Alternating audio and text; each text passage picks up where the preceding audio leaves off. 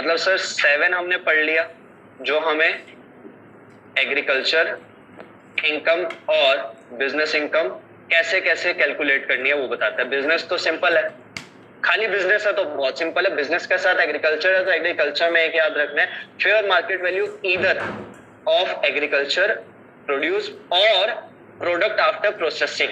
अगर after processing वाला बता रखा है तो वो मतलब क्लियर है यहाँ तक, यस और नो।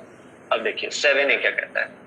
मैंने अगर आपको देखा हो आपने थोड़े बचपन मतलब अभी कुछ मिनट पहले हमने एक बात की थी, कौन सी वाली बात की थी जल्दी बताइए। कि भैया यहाँ पे क्या है, परसेंटेज फिक्स्ड है। किसकी परसेंटेज फिक्स्ड है? कितना आपने एग्रीकल्चर मानना है, कितना बिजनेस। और 3 ही बिजनेस है, एक टी का, एक कॉफी का और एक रबड़। कॉफी में हमारे पास कितने हैं? 2 पॉइंट। क्लियर? क्या क्या है वो देखते हैं, उसके बाद यहाँ पे आके लिखेंगे। सबसे पहले आपको कौन सा बता रखा है, रूल नंबर 7A क्या बता रखा है। देखिए अगर आप मैन्युफैक्चरिंग करते हो ऑफ रबड़, किसकी मैन्युफैक्चरिंग करते हो?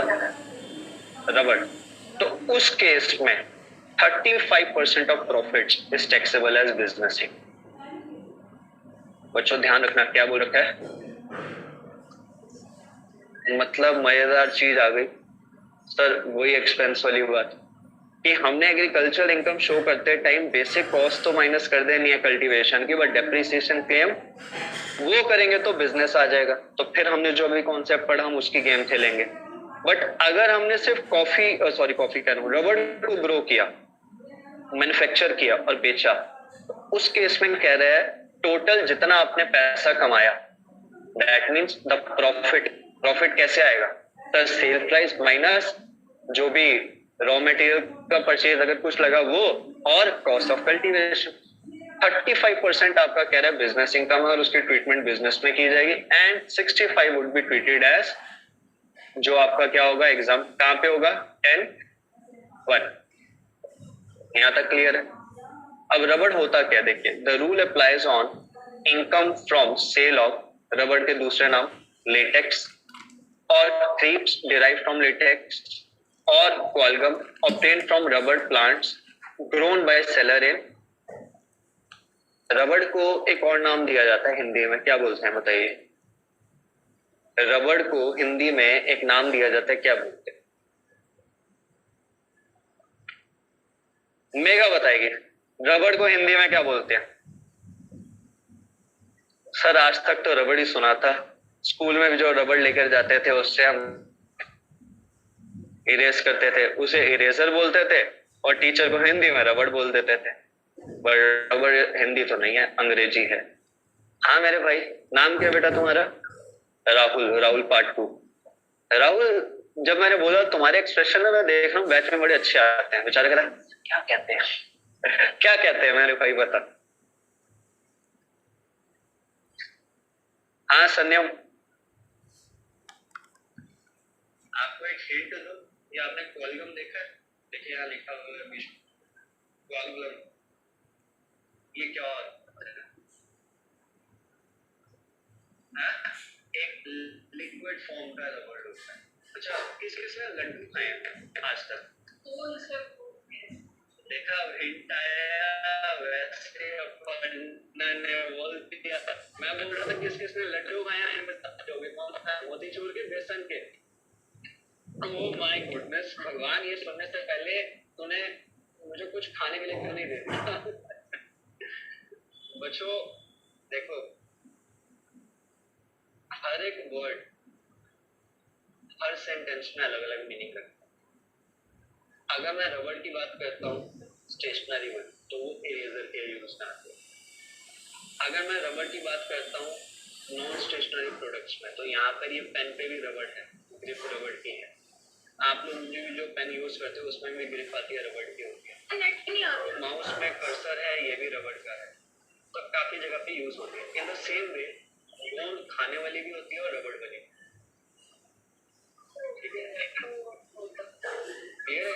तो यहाँ सिर्फ खाने वाली की बात नहीं कर सकती, तो मैं सिर्फ आपको रबड़ हिंदी में बताना चाह रहा था कि वो भी बोलते हैं। बट एक नालायक बच्चा हमारे बैच का, जो मैं कहूँगा क्या कहते हैं महान आत्मा होती है ना, जैसे उनमें से एक है, बहुत सारे हमारे बैच में मतलब ऐसे बच्चे। वो बेचारा बच्चा क्या कह रहा है कि सर गोंद तो फेविकोल को कहते हैं। बच्चों आप बताओ क्या गोंद फेविकोल को कहते हैं? ऑनलाइन प्लीज जल्दी बताइए। हाँ, क्या फेविकोल को हिंदी में गोंद कहते हैं? खाने वाला भी होता है और फेविकोल वाला भी होता है। Yes exactly.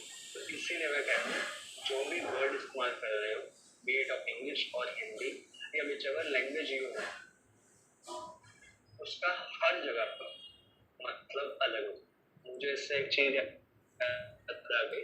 When I was a student, हमारे फैकल्टी थे, जब मैं एग्जीक्यूटिव आपका मेरे टाइम पे इंटर होता था, I was studying from him, he was from south India.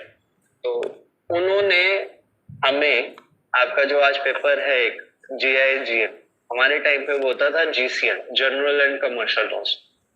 तो what he taught us for the purpose of interpretation कि बेटा हर जगह पे हर वर्ड अलग तरीके से इस्तेमाल किया जाए। देखो कान के हमारे, उन्होंने हमें कहा कि जो हम घर में दाल चावल खाते हैं, इसे हम इंग्लिश में क्या कहते हैं? Pulses cereals. एक ही नाम देना, क्या बोलते हैं? पल्स और सीरियल। अगर हम दाल की वैरायटी देखें तो अलग अलग नाम आ जाता है, बट अगर हम वैसी दाल को बोलें तो क्या बोलेंगे? Pulses serial. और हिंदी में बोले तो क्या बोल? दाल चावल। एक ही, उसमें सारी वैरायटी आ जाएगी। उन्होंने कहा ये चीज यहाँ ठीक है। तो उन्होंने हमें एग्जाम्पल क्या दिया, वो ना बच्चों के नाम रखते थे अलग अलग। तो उन्होंने कहा लेट्स से एक बच्चा है हमारे बैच में, उसका नाम है पप्पू। क्या नाम है? पप्पू। बट ऑब्वियस है, हम सबको पता है क्या है ये नाम है। ये सुनो, पंजाब की साइड चले जाओगे तो वहां तो लड़कों के नाम भी रखे होते हैं, यूपी बिहार में भी रखा होता है। उन्होंने कहा साउथ इंडिया में जाओ कभी और किसी रेस्टोरेंट में बोलो पप्पू ले आओ, दाल लेकर आए। क्या लेकर आएंगे? तो उन्होंने कहा कि being a professional course student, आप जब भी कोई वर्ड यूज करते हो, अगर वो वर्ड जनरल वे में यूजेबल है तो आप यूज करो, बट अगर आप कहीं ऐसी जगह जा रहे हो जहां पे वो वर्ड सुनने के बाद में कुछ अलग हो रहा है या आपको लग रहा है कि कहीं कनेक्ट नहीं है, आप ओवर इंटरनेट सर्च करो। बट आपके पास तो इंटरनेट हाथ में है, हमारे पास तो हाथ में होता नहीं। वो तो हम कहते थे बेटा जहां जहां सीखते जाते हो अपने माइंड में फिट करते जाओ। बात समझ आई आपने? अलग। अगर मैं आपको बोलूं इल्ले, तो आप क्या सोचोगे? साउथ इंडिया में नो को बोलते हैं इल्ले, ये भी मुझे उनसे पता चला। तो यही मैं समझाना चाह रहा हूँ कि जब आप वर्ड्स यूज करते हो तो जरूरी नहीं है एक वर्ड एक ही जगह यूज होगा, वो हर सेंटेंस में अलग अलग यूज हो सकता है। क्लियर है? चलिए इलस्ट्रेशन नंबर 3 पे आइए बच्चों, जरा देखिए क्या कहती है। कह रहा है निकल मैन्युफैक्चरर्स लेटेक्स। अब ये लेटेक्स क्यों पढ़ा हमने? क्योंकि एग्जामिनर हो सकता है रबर वर्ड यूज ही ना करे एग्जाम। आगे कह रहा है from rubber plants grown by him in India. अगर ये इंडिया की जगह लिख दिया जाता आउटसाइड इंडिया तो सर फिर अदर सोर्सेज में ले जाके या पीजीबीपी में तब ले जाता है जब इंडिया से सोर्स होता, वरना अदर सोर्सेज में टैक्स करते हैं। यहाँ तक बात समझ आई बच्चों या नहीं आई? इसको मैं हटा रहा हूँ, आप कंफ्यूज ना होता। कह रहा है these are subsequently sold in the market। कह रहा है ये आगे जाके मार्केट में बिक गई, इकट्ठी बिकी, कम बिकी, कैसे बिकी हमें मतलब नहीं है। कितने की? 50 लाख। कितने की बेची? 50 lakh. Cost incurred are as under, manufacturing पे लगा कितना? 12 लाख। और ग्रोइंग रबर प्लांट पे कितना लगा? 18 लाख। बच्चों मुझे एक बात बताइए, मेरे पास यहाँ पे टोटल कॉस्ट कितनी आ रही है पहले? सर अगर हम इनकम अर्न कर रहे हैं तो मुझे उसमें से जो मेरे बेसिक एक्सपेंसेस हैं जो बिजनेस के अंदर सीधा नहीं जा रहे, वो तो माइनस करना पड़ेगा। तो यहाँ अगर मैं बात करूं तो ये मेरे एक्सपेंस हो गए कौन से वाले? कल्टीवेशन वाले। वो कितना आ रहा है सर? वो आ रहा है 12 लाख प्लस 18 लाख 30 लाख। 50 लाख का मुझे क्या हुआ है? रेवेन्यू। क्या हो रहा है? मैंने माइनस किया इसमें से क्या? ये क्या थी मेरी कॉस्ट। मेरे पास अब प्रॉफिट इन एक्चुअल मेरे हाथ में कितना आया? ये 20 लाख क्या मैं पूरा एग्रीकल्चर इनकम मान लूं?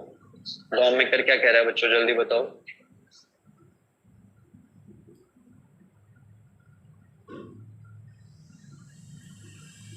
और ये समझ आया सबको या नहीं आया? क्लियर है? हाँ भैया, सबको क्लियर है? ऑनलाइन क्लियर है सबको? नीचे देखिए, आपको नोट भी दे रखा है, आगे आइए जरा। तो 7A पढ़ लिया हमने बच्चों। वक्त दूं आपको, जल्दी बताइए। इलस्ट्रेशन नंबर 4 होमवर्क इजी है, ठीक है, आप इसको कीजिए। आगे देखिए क्या कह रहा है, rule number 7B। Rule number 7B बहुत बढ़िया है। ये बात करता है किसकी? काफी की। किसकी? कॉफी बोलते हैं, बट कुछ लोग इसको क्या बोलते हैं? काफी, क्योंकि कॉफी वर्ड डिराइव हुआ है फ्रॉम वर्ड कैफीन। कैफीन को कुछ लोग काफी भी हो। बात समझ आई या नहीं आई? यस और नो? मैं भी पिछले साल गया था चंडीगढ़, वहां जगह का नाम था फीकी कॉफी। फीकी कॉफी, इतनी जबरदस्त कॉफी थी वहां पे, क्या बताया। चलो अब आपसे पूछते हैं, कॉफी क्या होता है? मेगा कॉफी कैसे बनाते हैं? कॉफी बीन से। मैं आपको बोलूं बेटा कॉफी बना दो एक गिलास, कैसे बनाओगे? कॉफी बीन को दूध में डाल दोगे? फिर कॉफी बीन से पहले कॉफी पाउडर बनता है। कॉफी बीन से कॉफी पाउडर बनता है। अच्छा, रोस्ट करते हैं कॉफी बीन से। एक मिनट, हाँ फिर? अच्छा, मैंने बच्चे से पूछा बच्चों कॉफी कैसे बनती है, वो कह रही है सर कॉफी पाउडर से कॉफी बीन। तो जब मैंने कहा, मैं कुछ कहने लगा था तो कहती नहीं sir my mistake, coffee bean से पहले पाउडर बनाते हैं, फिर उसको दूध में गर्म डालते हैं, मिक्स करते हैं, चीनी चाहिए तो डालते हैं और कॉफी बना के दे देते हैं। ऐसा नहीं, इन एक्चुअल कॉफी का एक फ्रूट होता है। क्या होता है? फ्रूट। उससे पील ऑफ करते हैं तो उसमें से बीज निकलते हैं कॉफी के। क्या निकलते हैं? बीज, जो इन एक्चुअल टेस्टलेस और कसैले होते हैं। एक्चुअल क्या होते हैं? टेस्टलेस और कसैले। उन बीन्स को, जो बीज हैं, रोस्ट किया जाता है। क्या किया जाता है? एंड सन ड्राई किया जाता है, मतलब रोस्ट थोड़ा गर्म और बाकी बिछा दिया जाता है धूप से ड्राई हो, जिससे उनका फ्लेवर बनता है एक थोड़ा सा, और एक एरोमा बनने की शक्ति पैदा होती है, बट पैदा होती है, खाली बनता नहीं। तो लॉ मेकर कह रहा है अगर आप इंडिया के अंदर कॉफी ग्रो कर रहे हो और क्योर कर रहे हो, मतलब आपने प्लांट उगाया, पील ऑफ किया और उसे क्या कर दिया आपने, निकाल के नॉर्मल सेल करने के लिए रख दिया कि भैया तू लेकर जा यहाँ से, इसे रोस्ट कर, ग्राउंड कर और आगे बेच दे। बात समझ आई? तो इस केस में सॉरी, क्योर के अंदर एक और चीज आएगी, जस्ट होल्ड ऑन। लाइन हल्का सा ट्विस्ट हुआ वर्ड्स में। लॉ मेकर कह रहा है अगर आप कॉफी ग्रो करते हो और उसके बाद में उसे क्योर करते हो, क्या करते हो? क्योर करते हो। अब क्योर के अंदर ना दो चीजें आती। एक होता है क्योर कि सिर्फ आपने कॉफी ग्रो किया और बेच दिया। अगर वो किया तो वो एग्रीकल्चर है, वो तो किसी काम की नहीं है। आपको उसको मार्केट में फिट बनाने के लिए, रूल नंबर 7B लगाने के लिए क्या करना पड़ेगा? ग्रो करने के बाद में रोस्ट करना पड़ेगा। क्या करना पड़ेगा? रोस्ट करना पड़ेगा। लॉ मेकर कह रहा है अगर आपने क्या किया, खाली ग्रो किया और क्योर किया, मतलब ग्रो और उसके बाद में क्या कर दिया, सीड्स को निकाल दिया, मतलब पील ऑफ कर लिया फ्रूट से और उसे बेच दिया विदाउट एनी फर्दर प्रोसेस, तो 25% आपका माना जाएगा बिजनेस इनकम एंड 75% माना जाएगा कौन सा, जो 10(1) में एग्जाम है। बट अगर आपने इस कॉफी को ग्रो किया, उसके बाद में क्योर किया, क्योर मतलब पील ऑफ किया और उसका छिलका उतार दिया कि भैया सीड्स दिखने लग गई हैं, उसके बाद में आपने उसको क्या किया, रोस्ट किया। रोस्ट करने के बाद में आपने उसको ग्राउंड किया। क्या किया? ग्राउंड मतलब पीसा।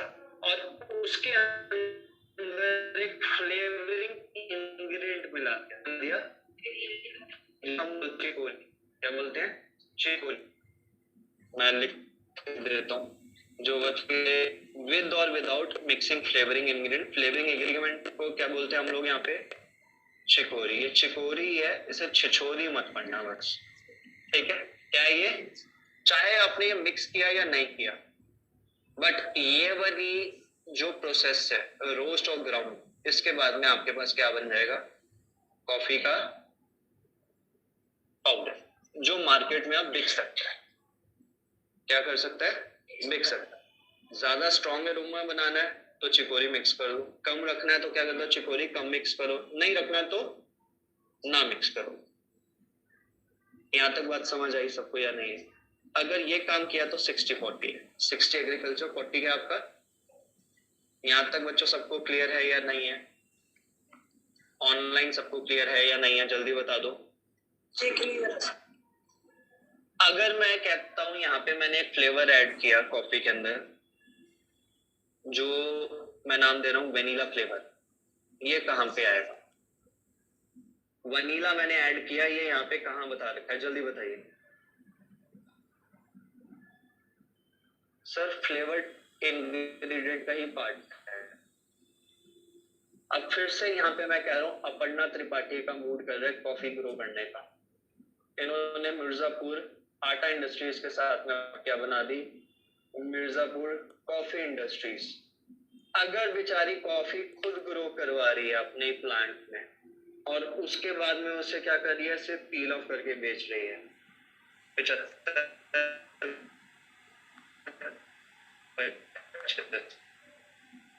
यहाँ पे आने के लिए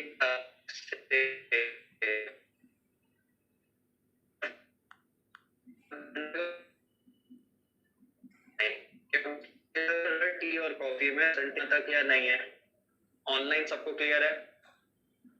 ऑनलाइन क्लियर है तो अब भावनाओं में बहक के ना, कॉफी टी और रबड़ के केस में वो आटे वाली चीज को मिक्स मत करना, क्योंकि अगर कॉफी के पाउडर में आटा मिक्स हो गया तो ना उसकी रोटी बनेगी ना उसकी कॉफी होगी, वो चारा बन जाएगा और गाय भैंस भी उसको नहीं खाए।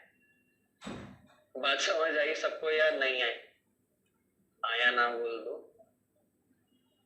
यस भैया मैं जब ये बोलता हूँ ना हाँ या ना बोल दो, तो मैं आप ऑनलाइन वाले बच्चों से पूछ रहा हूँ, क्योंकि जो ऑफलाइन वाले नालायक बच्चे हैं वो सब मेरे सामने बैठे हैं, मुझे दिख रहे हैं। मैं इन सबको नालायक बोल रहा हूँ क्योंकि मैं खुद भी नालायक हूँ, क्योंकि नालायक ही क्या बनते हैं, लायक बनते हैं। तो अब मैं ऑनलाइन वालों से पूछ रहा हूँ बच्चों, यहाँ तक क्लियर है या नहीं है? बबीता, कैवल्या, अदिति, शिवांगी का रिप्लाई आ गया यस। अदिति, मित्तल, प्रेरणा, आकाश, प्रशांत, बच्चों आप सब बताओ क्लियर है यहाँ तक या नहीं? यस, अदिति का आ गया रिप्लाई। आकाश, प्रशांत बताओ भाई, जल्दी बताओ। अच्छा, टॉपिक अच्छा लगा? अब मुझे एक बात बताओ, अगर हम पीजीवीपी का चैप्टर करेंगे, जब वहां अगर कोई एग्रीकल्चर की बात की गई तो हमें कैसे चलना है? तो अगर ये 3 बिजनेस बता रखे हैं तो हम फटाफट आगे बढ़ जाएंगे, बट अगर इन 3 के अलावा कोई एग्रीकल्चर एक्टिविटी बता रखी है तो जो हमने मिर्जापुर इंडस्ट्रीज वाला एग्जांपल लिया वो फॉलो करो। बात समझ आई या नहीं आई? यस और नो? तो अब अगर मैं आपसे पूछूं कि अपर्णा जी यहाँ पे एग्रीकल्चर का कुछ काम कर रही हैं और आगे बेच रही हैं, क्या इनकी इनकम 100% एग्रीकल्चर है या नहीं, हमें कैसे पता चलेगा? सर पहले तो हम चेक करेंगे ये कौन सा एग्रीकल्चर कर रहे हैं। अगर ये कॉफी, टी या रबड़ में से कोई कर रही है तो 7A, B और 8 लग जाएगा। बट एक में नहीं है तो 7 को चेक करें ये साथ में कोई बिजनेस एक्टिविटी कर रही है या नहीं। और जो क्लियर है यहाँ तक सबको या नहीं है, प्लीज बताइए। ये केस आ रखा है आपके पास कॉपी के ऊपर ही, इस केस लॉ को आप एक होमवर्क लिख के रीड करना। कह रहा है when claim whether claim of a certificate of exemption under 10(1) on proceeds of sale from sale of coffee subject to only pulping and drying was accepted for several years, and there were hundreds of coffee growers whose income were also exempted. The reopening notice issued only against assessee during relevant assessment year was unjustified. कि क्या कह दिया department ने, इन्हें कहा कि भैया आप क्या कर रहे हो, कॉफी ग्रो कर रहे हो, उसे ड्राई कर रहे हो खाली, मतलब पल्प का मतलब क्या हो गया, पील ऑफ कर रहे हो, उसके फ्रूट में से निकाल रहे हो, उसके ऊपर के छिलके उतार रहे हो जो सीड्स के हैं, खाली ड्राई कर रहे हो। ये तो हमारे पास 7B में कहीं भी नहीं दे रखा, वहां तो बोल रखा है वर्ड क्योर। काफी सारे असेसीज अभी तक ऐसे चल रहे थे, सबकी इनकम एग्जाम हो रही थी, डिपार्टमेंट में पता नहीं ऑफिसर के माइंड में क्या आया, उसने केस रीओपन कर दिया। तो भैया मैं तो टैक्स कर, डिपार्टमेंट में भी कुछ होते हैं, देखो हर जगह कुछ अच्छे लोग हैं और कुछ क्या है, अच्छे इन द सेंस दिमाग के अच्छे, और कुछ है दिमाग के नटखट। हम इससे ज्यादा नहीं बोल सकते, पता कहीं ऑफिसर सुन ले और मेरे अगेंस्ट आ जाए। तो नटखट था बेचारा ऑफिसर, जब गया तो फिर भाई साहब टेंशन मत लो, ये भी आपका पार्ट है, आप सेल कर रहे हो, क्या किल कर रहे हो, रॉ कॉफी। देखिए क्या कह रहा है,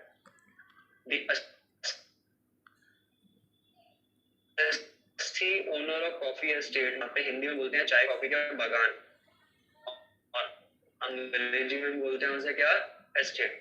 coffee grow pulp and drying sells coffee as raw coffee for several assessment years, यही होता है, और उसे 10(1) में क्या कर दिया गया है, एग्जाम्प्ट कर दिया गया। यहाँ तक बात समझ आई या नहीं आई? और असेसिंग ऑफिसर कह रहा था कि भैया मैं उसको टैक्स भी करूंगा, कुछ हिस्सा एग्जाम्प्ट करवा दूंगा, भैया मेरे को तो ऐसा नहीं।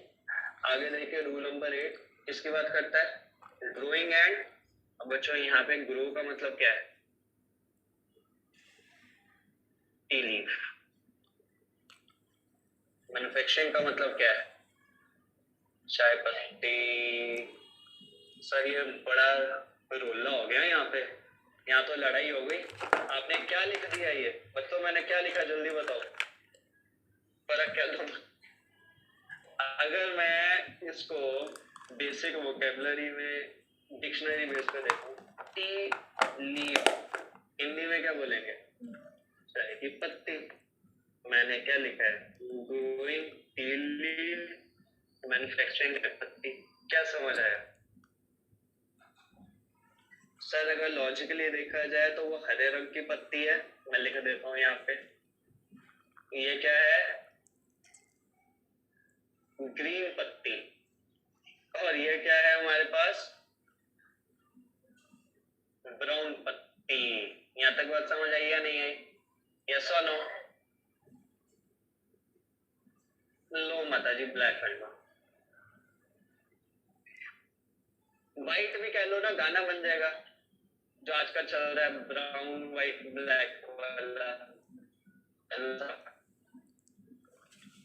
कौन सा ये मतलब पंजाबी सॉन्ग है, मतलब तुम ये मत पढ़ाओ हमें, अब हम यहाँ लड़ाई कर देंगे कि सर ये ग्रीन पत्ती है, ये पत्ती